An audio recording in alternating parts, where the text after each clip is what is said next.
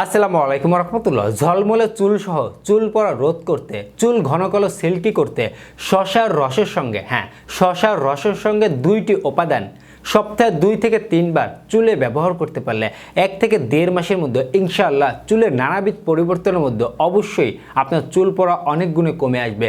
চুল হবে ঘন কালো সিল্কি এবং দেখতে অনেক সুন্দর দেখা যাবে।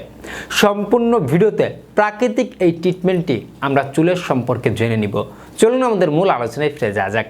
প্রথমেই বলতে চাই, আমার প্রত্যেকটি ভিডিও মেডিকেল থেকে তুলে দেওয়া হয়, অবশ্যই শিক্ষণীয় হিসেবে দেখবেন। আমরা শসার রস দীর্ঘকাল বা প্রাচীন কাল থেকে কম বেশি জানি এটা আমাদের স্বাস্থ্যের জন্য খাবারের যেমন উপকারিতা রয়েছে, রূপচর্চার ক্ষেত্রে এবং চুলের জন্য এর জুড়ি অনেক ভারী। আয়ুর্বেদীয় সায়েন্সের দীর্ঘকাল বা প্রাচীন কাল থেকে এটা কম বেশি সকলেই জানেন।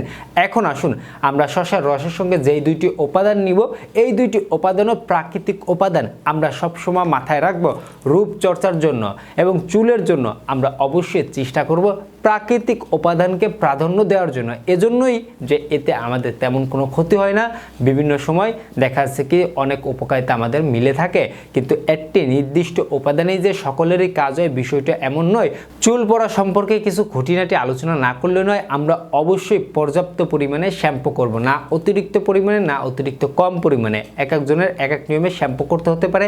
বাইরে যাওয়া, গাড়ির কালো ধোয়া, উড়া ধুলা এগুলো কিভাবে পড়ছে আপনার চুলে এই অনুপাতে। পাশাপাশি আমাদের অবশ্যই পুষ্টি সমৃদ্ধ খাবার খেতে হবে।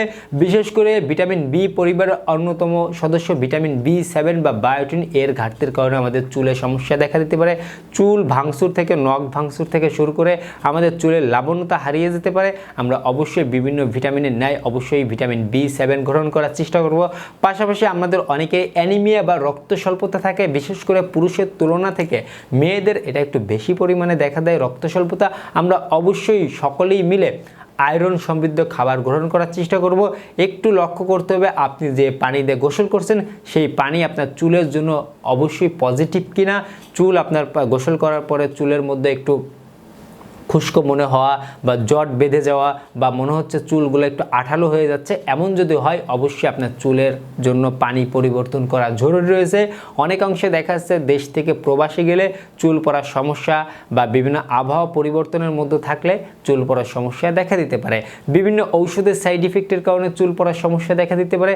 পাশাপাশি কিন্তু অনেকেরই রয়েছে যে ইতিমধ্যে কোনো রোগ হয়েছে, রোগের কারণেও চুল পড়ার সমস্যা দেখা দিতে পারে। এখন আসুন আমরা শসার রসের সাথে দুইটি উপাদান, শসা সম্পর্কে ইতিমধ্যে জানলেন। এখন আসুন নাম্বার 2 যে উপাদানটি লাগবে, অ্যালোভেরা বা ঘৃতকুমারী। অ্যালোভেরা এটা উপকার হয়, আপনি জানেন না যে এর গুণ কতটা ভারী, এর গুণ কতটা ভারী।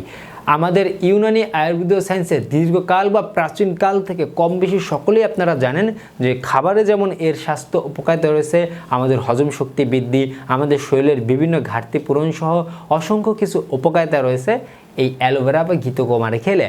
পাশাপাশি এটা রূপচর্চার ক্ষেত্রে এর জুড়ি অনেক ভারী। আমরা মুখেও ব্যবহার করতে পারি, আমরা এটা চুলেও আলাদা করে ব্যবহার করতে পারি।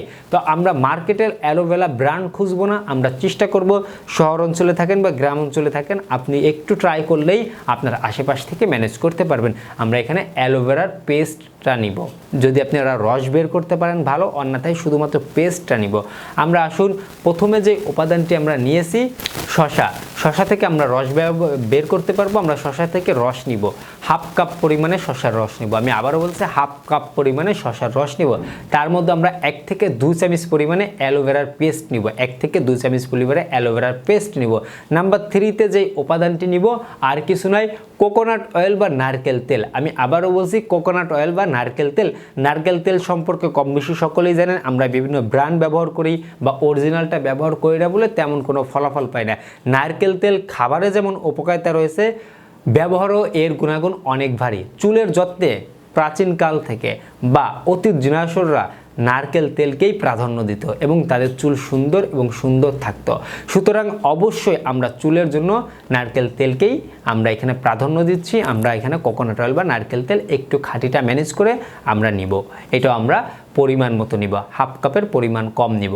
আমরা 3 থেকে 4 চামচ পরিমাণে নারকেল তেল নেব। এখানে শসার রসটাই আমরা একটু বেশি নিব, অ্যালোভেরাটা তার থেকে কম, নারকেল তেলটাও আমরা 2 থেকে 3 চামচ পরিমাণে নিতে পারি।